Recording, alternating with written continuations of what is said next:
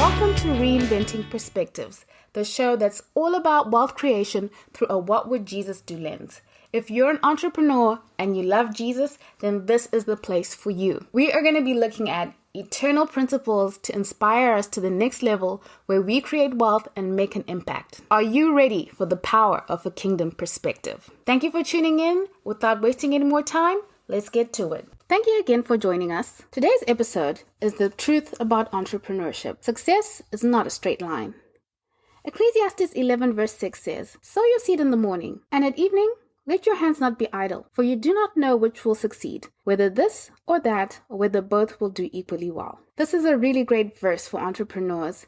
It touches on the two things that we need to do really well. First thing is managing risk. Don't put all your eggs in one basket. This is a basic life principle. If something goes wrong with that one basket, the amount of stress and discouragement will really derail us on our journey. The second thing is the discipline to work. We should always be working on something. Work on a plan A, a plan B, a plan C, a plan D, whatever comes next, but move on to the next thing. Ariana Huffington says, success is not a straight line. It's much more of a dance and being open to possibilities. The biggest lie in our culture is about instant success. It sets people up to fail, and it sets people up to give up really easily because their expectation is that they should be somewhere by now. Everything in life has to be built brick by brick. The lie of instant success also promotes laziness. No one is willing to do the work because people expect that the slightest effort should bring forth a big reward, which is a total lie. Everything has to start off small. Zechariah 4 verse 10 says, "Do not despise these small beginnings, for the Lord rejoices to see the work begin, to see the plumb line in Zerubbabel's hand."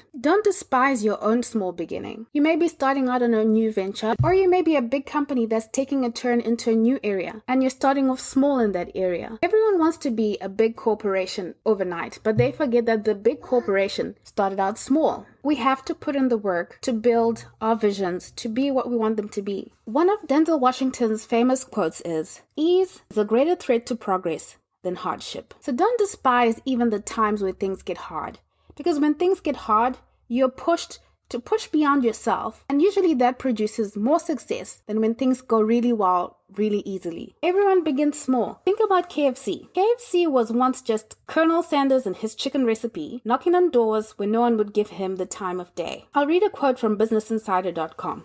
"Colonel Sanders was an entrepreneur who didn't become a professional chef until he was 40. He didn't franchise KFC until he was 62. And he didn't become an icon until after he had sold his company at 75. That gives you a timeline of how long it took to grow a big corporation. Let's look at someone more recent, Jeff Bezos. Jeff Bezos started Amazon as an online bookstore in 1995 from his garage. He held most of his meetings in the neighborhood Barnes & Noble. Talk about being innovative and talk about starting out small.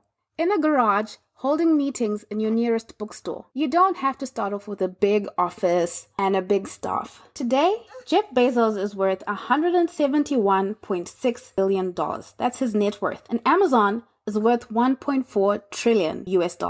Everything starts off small, and everything grows because of the determination and the discipline of an entrepreneur and their team. Amazon faced many challenges, and so did Colonel Sanders. During the dot-com bust, analysts called Amazon Amazon.bomb. They didn't think this company was going to make it. But look at Amazon today. Why am I going over these stories? Because I'm trying to bring reality back into the way that we think, so that you stop beating yourself up and you enjoy the journey. I love the story of Joseph in Genesis 37 to 50. At the age of 17, he had a dream that he would be a ruler over a people. He would be a ruler over his older brothers and his father. And then he had a second dream that was similar, and it basically confirmed his first dream, that it was a God-given dream. And at the time, he was just a shepherd boy tending his father's sheep. Look at the timeline. At 17, he has a dream. At the age of 30, he begins working for the king of Egypt. But what happens in between? He's sold into slavery by his brothers, who are jealous. As a slave, he's falsely accused of sexual assault by his master's wife. Then he's wrongfully imprisoned. After being wrongfully imprisoned, he's forgotten by everyone who could help him be released. If you were Joseph, would you still believe in the dream that you had? Through all this, the Bible tells us that Joseph was faithful, and God granted him favor wherever he went. And at the end of it all,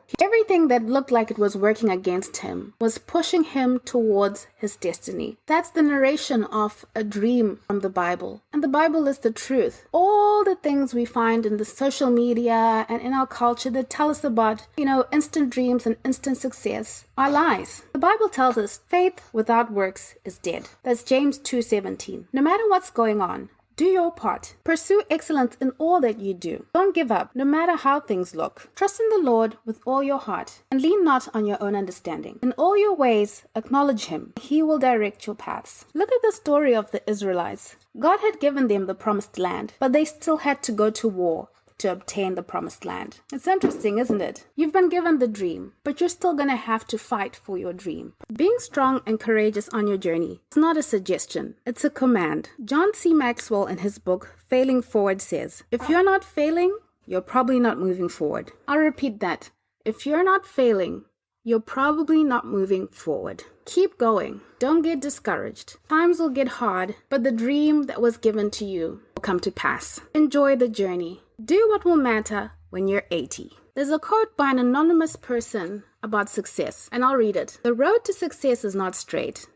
There's a curve called failure, a loop called confusion, speed bumps called friends, and red lights called enemies, caution lights called family. You will have flat tires called jobs, but if you have a spare called determination, an engine called perseverance, a driver called willpower, you will make it to a place called success. Anything worth doing in life is going to be difficult. Difficult, but adventurous and rewarding. The definition of a winner is a person who never gives up. So never give up. If you got some nuggets out of today's episode, please do let us know. Help us to serve you better by joining the discussion on YouTube at Reinventing Perspectives, or drop a comment on our website, reinventingperspectives.com. Until then, see you next episode. Stay well.